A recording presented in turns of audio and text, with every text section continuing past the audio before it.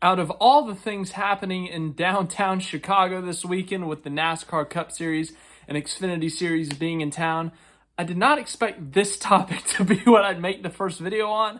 I could have seen maybe a wacky qualifying session, something happens in practice, a post-race fight in the Xfinity Series, or I don't know, just something crazy that would happen on track.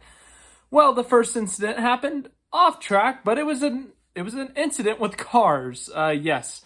If you are not aware, NASCAR has taken over part of downtown Chicago, and they are going to have a race there. It's a 2.2-mile track, and they're racing through the streets of Chicago. I don't know how else to say it. They're literally in the streets of Chicago this weekend. Really cool idea. Really looking forward to this weekend.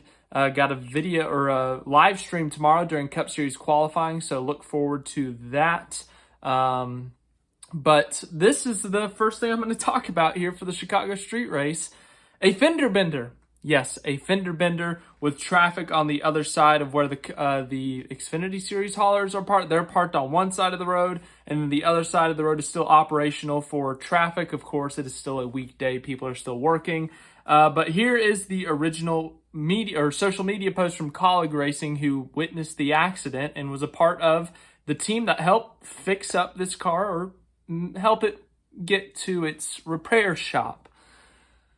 They originally posted this picture of, their haulers with traffic and stuff and a little caption, but then it said, update, caution is out here on South Dusable Drive. Both drivers are okay. Both vehicles are on the DVP clock, though. If you're not a NASCAR fan, you're from Chicago, you're seeing this, you want to know more about it. DVP is the damaged vehicle policy in NASCAR. There is a rule that if you are involved in any type of incident, whether it's a crash or a spin or, you have a mechanical problem that causes a caution, you have 6 minutes to fix your car or you are, disqualified. You're not allowed to race anymore. If you cannot fix your car and get up to minimum speed, then you're out. So that is what that references to. And the next post they did said, update, some of our guys and some Legacy Motor Club guys are helping fix it up, and posted this picture. Thought that was really funny.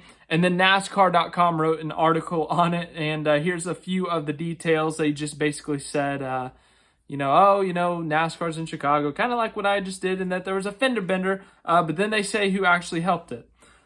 According to the number 31 hauler driver, Damon Lopez, the right side of the bumper was hanging off the car and the left side was completely torn up. Crew members, pictured in the above tweets, are David Crops, Carl Garcia, and Mike Usray. Unhooked the wiring harness and used a screwdriver to get the entire bumper off, then put it in the back of the car, allowing the driver to continue on his way. So among the benefits of having NASCAR circuit in downtown Chicago, add personal roadside service to the list. I just thought that was a neat little story. Just kind of funny. Like, what are the odds of that happening?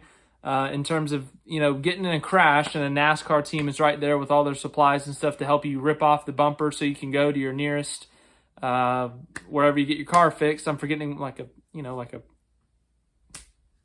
place. I'm blanking what they're called, ironically. But where you go and get your car fixed up, a dealership or, a servicing place, wherever it may be.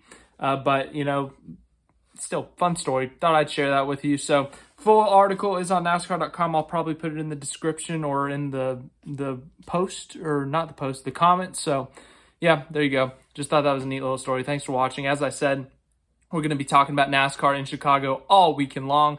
Tomorrow, it's going to start with a live stream during Cup Series qualifying, which is at 1:30 Central, so 2:30 Eastern. And then Sunday, we will do a post-race recap for Cup. I might do a post-race recap for Xfinity. We'll see. But that's all I got planned for the NASCAR. And then we got the Austrian Grand Prix as well, a sprint tomorrow, and then the actual race on Sunday.